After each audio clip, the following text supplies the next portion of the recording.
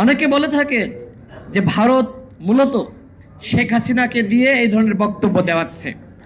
অন্যথায় কেন শেখ হাসিনার বক্তব্য ভারত বন্ধ করতে পারছে না?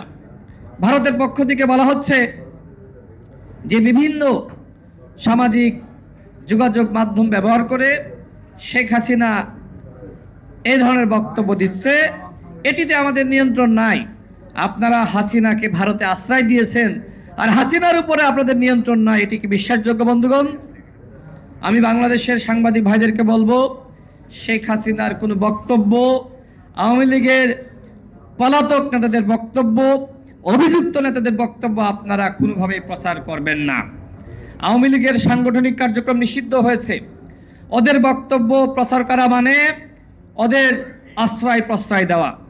আমি সাংবাদিক ভাইদের কাছে অনুরোধ রাখছি, এই পতিত স্বৈরাচার, পলাতক স্বৈরাচার এবং সাংগঠনিকভাবে নিষিদ্ধ সংগঠন আওয়ামী লীগের কোনো বক্তব্য, বিবৃতি, তাদের নেতাদের বক্তব্য আপনারা দয়া করে প্রচার করবেন না। আমি বক্তব্য বাড়াবো না। বন্ধুগণ, আগামী ফেব্রুয়ারি মাসে নির্বাচন হবে। সেই নির্বাচনের জন্য আমরা প্রস্তুতি গ্রহণ করছি। আগামী নির্বাচন হবে ইতিহাসের সেরা নির্বাচন। যে কথা বলছে অন্তর্বর্তীকালীন সরকার, যে কথা বলছে নির্বাচন কমিশন, কিন্তু শুধুমাত্র কথার মধ্যেই সীমাবদ্ধ থাকলে হবে না। নির্বাচনের পরিবেশ তৈরি করতে হবে। সরকার এখনো পর্যন্ত নির্বাচনের পরিবেশ তৈরি করার দিকে পূর্ণ মনোযোগ দেয়নি, হালকা পাতলা মনোযোগ দিয়েছে। এই হালকা পাতলা মনোযোগ দিয়ে হালকা পাতলা কাজ করে সুষ্ঠু নির্বাচন জাতিকে উপহার দেওয়া যাবে না। আমরা যারা প্রার্থী, আমরা যারা ভোটার, আমরা সবাই মুখিয়ে আছি নির্বাচনের জন্য, সত্য কি না? আমরা চাই নির্বাচনের মধ্য দিয়ে বাংলাদেশে যে সংকটের সম্ভাবনা আছে সেই সংকট দূরীভূত হোক, বাংলাদেশে গভীর সংকট নেমে আসুক, সেটি আমরা কেউ চাই না। অনেকে সংস্কারের কথা বলছে, আমরা সংস্কার চাই। বাংলাদেশে যখন কেউ সংস্কারের কথা বলে নাই, তখন গণ অধিকার পরিষদ 2021 সালে আমরা যখন দল গঠন করি, তখন আমরা সংস্কারের আলাপ তুলেছি। আমরা বলেছি এই সংবিধান বহাল রেখে কোনোভাবে রাষ্ট্রের পরিবর্তন করা সম্ভবপর নয়।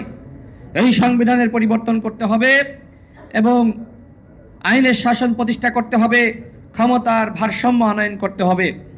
সেই বিষয়গুলো ঐক্যমত কমিশন আলোচনা করেছে, কিন্তু দুঃখের সাথে বলতে হয় দীর্ঘ 9 মাস আলোচনা করেও আমাদের ভিতরে ঐক্যমত কমিশন প্রকৃতপক্ষে ঐক্যমত প্রতিষ্ঠা করতে পারে নাই।